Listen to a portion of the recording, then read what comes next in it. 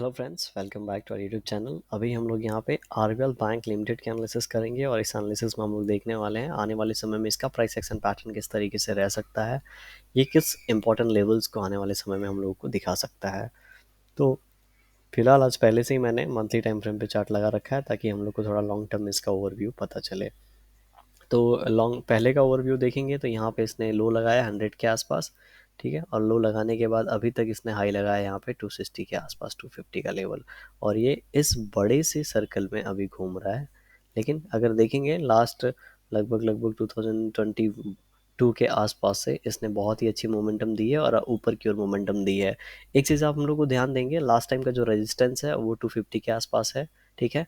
इन levels के आसपास गया इन रेजिस्टेंस को ब्रेक करने, तो यहाँ पे इसको सेलिंग मिला और यहाँ पे एक दो मंथ होल्ड करने के बाद ये नीचे की ओर चला आया, ठीक है। ये बात है 2021 की, लगभग 2 साल पुरानी। और ये फिर से इन्हीं लेवल्स को ब्रेक करने गया है।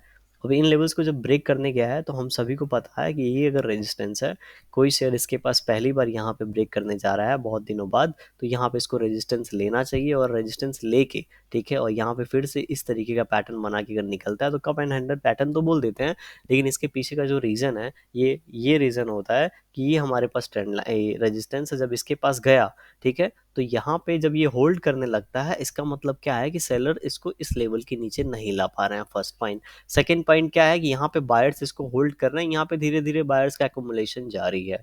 तो जब कोई भी एक छोटा बड़ा प्लेयर यहाँ पे थोड़ा सा भी माल उठाता है तो सभी लोगों को यहाँ पता चलता है और ये ब्रेकआउट सिनारियो होता है और पहले से एक पैटर्न यहाँ पे होता है, ठीक है।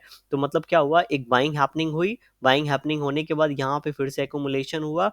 अब यहाँ पे जो नए प्लेयर्स हैं उन लोगों के लिए टारगेट अलग होगा, क्यों? क्योंकि जो यहाँ पे एकुमुलेशन के बाद टारगेट अचीव करने आए थे उनमें से कुछ लोग यहाँ पे एग्जिट कर गए हैं, कुछ लोग वेट करके अब क्वांटिटी ऐड करेंगे और कुछ लोग फ्रेश क्वांटिटी यहाँ पे लिए हैं। तो उनके लिए जो टारगेट होता है वो इसका 1:1 तो होता ही है, प्लस ये जो है इसका 1:1 भी होता है, लेकिन ये थोड़े लंबे समय में हमको मिलता है, राइट। तो इसीलिए शेयर यहाँ से तेजी से भागता है।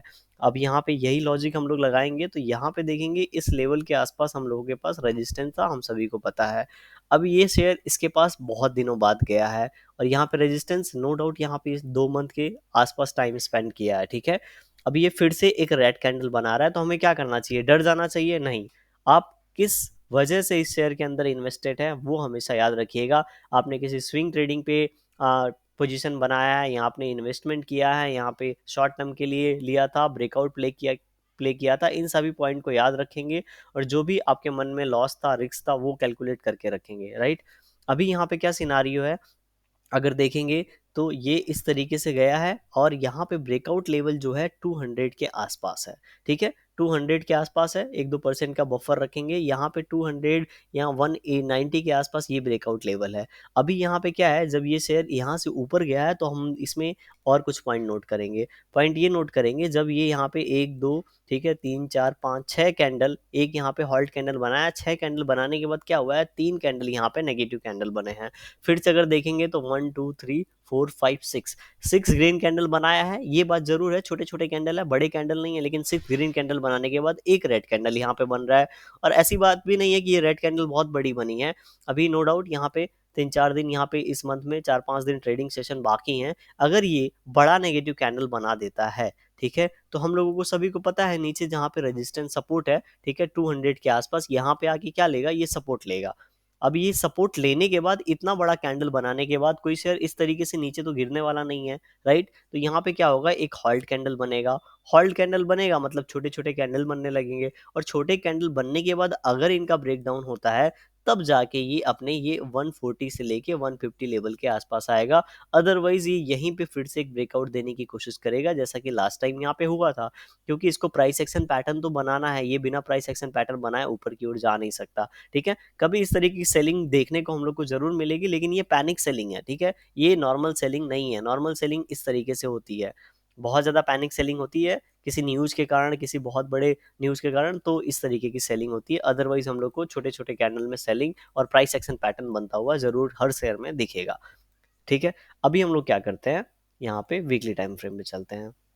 वीकली टाइम फ्रेम पे हम लोगों को क्या दिखेगा कि बहुत ही शानदार इसने ब्रेकआउट दिया ब्रेकआउट देने के बाद एक चीज़ आप ये पॉइंट नोट करिए, बहुत से शेयर को मैंने देखा यहाँ पे ब्रेकआउट देते हैं ट्रेंड लाइन का, ट्रेंड लाइन ब्रेकआउट देने के बाद एक छोटा सा फिर से यहाँ पे ट्रेंड लाइन फॉर्मेशन स्टार्ट हो जाता है, और जब इस ट्रेंड लाइन का ब्रेकआउट होता है तो फिर से अगेन बहुत ही अच्छी मोमेंटम हम लोग को देखने को मिलती है। तो इस पैटर्न को हमेशा, मतलब इस ट्रेंड लाइन का ब्रेकआउट, उसके बाद एक छोटा सा फिर से यहाँ पे चैनल बनना और यहाँ पे ट्रेंड लाइन बनना, जब इसका ब्रेकआउट होता है तो बहुत ही अच्छे से ये ऊपर की ओर प्ले करता है और अच्छा रिटर्न देता है, राइट। अभी हम लोग को क्या है कि यहाँ पे फिर से यहाँ पे 250 का रेजिस्टेंस मिला है और ये नीचे की ओर आ रहा है। नीचे की ओर जब आ रहा है तो यहाँ पे कल के दिन अच्छी खासी सेलिंग हुई है और ये सिर्फ एक दिन का इतना बड़ा कैंडल है, ठीक है। तो अब पिछले 3 वीक से इसके बीच में ही था, ठीक है, एक पॉजिटिव मोमेंटम चल रहा था, यहाँ से ऐसा लग रहा था कि ये ब्रेक करेगा और नीचे की ऊपर की ओर निकल जाएगा, लेकिन हो क्या गया, इसका अपोजिट।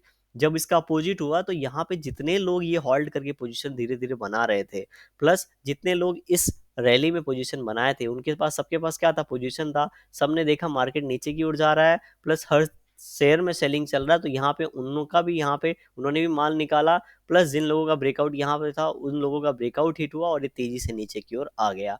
अभी कल के दिन क्या हो सकता है, तो कल के दिन मार्केट ओपन कहाँ हो रहा है उसके ऊपर ज्यादा डिपेंड करता है। मार्केट कल के दिन अगर 230 के पास ओपन हो रहा है तो नीचे के और इसके पास बहुत ज़्यादा स्पेस नहीं है, क्योंकि ये पूरा सपोर्ट एरिया है। 222, 223, 220 ये सपोर्ट एरिया है, तो यहाँ पे एक छोटा कैंडल बन सकता है।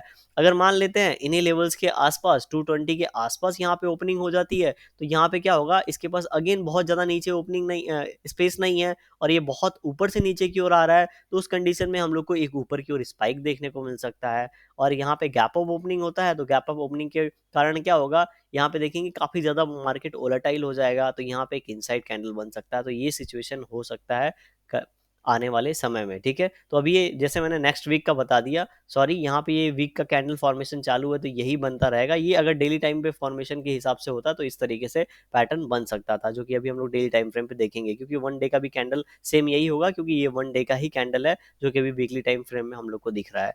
तो अगर इस वीक में मान लेते हैं क्लोजिंग कहीं पे ऊपर हो जाती है 240 के आसपास, तो हमारा जो भी पॉइंट ऑफ व्यू होना चाहिए वो हमारा होना चाहिए थोड़ा सा बुलिस की तरफ। क्यों?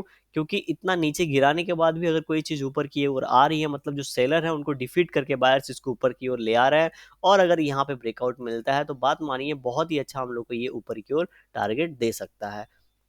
ये हो गया फर्स्ट पॉइंट। सेकंड पॉइंट, इस वीक, अभी इस वीक की क्लोजिंग जब भी होगी ये 220 के आसपास हो जाती है, तो ये अभी तक में बहुत ही बड़ा नेगेटिव कैंडल बन जाएगा और एक सपोर्ट के आसपास होगा। तो जब भी सपोर्ट के आसपास होता है तो सपोर्ट के आसपास क्या होता है कि एक बार में इस तरीके से कोई भी सपोर्ट ब्रेक नहीं होता है, तो उसके पास यहाँ पे सेलर्स को थोड़ी मेहनत करनी पड़ेगी। सेलर्स इस शेयर को ऊपर नहीं जाने देंगे, यहीं पे रोक के रखेंगे, और जब इन लेवल्स का इस तरीके से ब्रेकडाउन होता है तब ये फिर से नीचे की ओर आएंगे, और नीचे की ओर देखेंगे तो जैसा कि मैं 200 के आसपास बोल रहा था, ये 190, 180 के पास यहाँ पे ट्रेंड लाइन भी टच होगा, ठीक है, जो नीचे से ये चला आ रहा है, प्लस ये सपोर्ट भी है। तो अगर इस लेवल के आसपास कोई बुलिश सिग्नल दिखता है तो हम लोग बाई कर सकते हैं, तब तक ये शेयर भी बहुत ज़्यादा करेक्ट हो चुका होगा, ठीक है। और ये अच्छा एक पॉइंट ऑफ एंट्री हो सकता है हमारे लिए आने वाले समय में। अब हमें नहीं पता, ठीक है, ये 200 का लेवल, 190 का लेवल आएगा कि नहीं आएगा या नहीं हमें पता नहीं, लेकिन इस लेवल के पास आएगा तो हम अच्छी क्वांटिटी में लेके जाएंगे, एसएल प्लेस करके जाएंगे, और यहाँ से टारगेट अगर मिलता है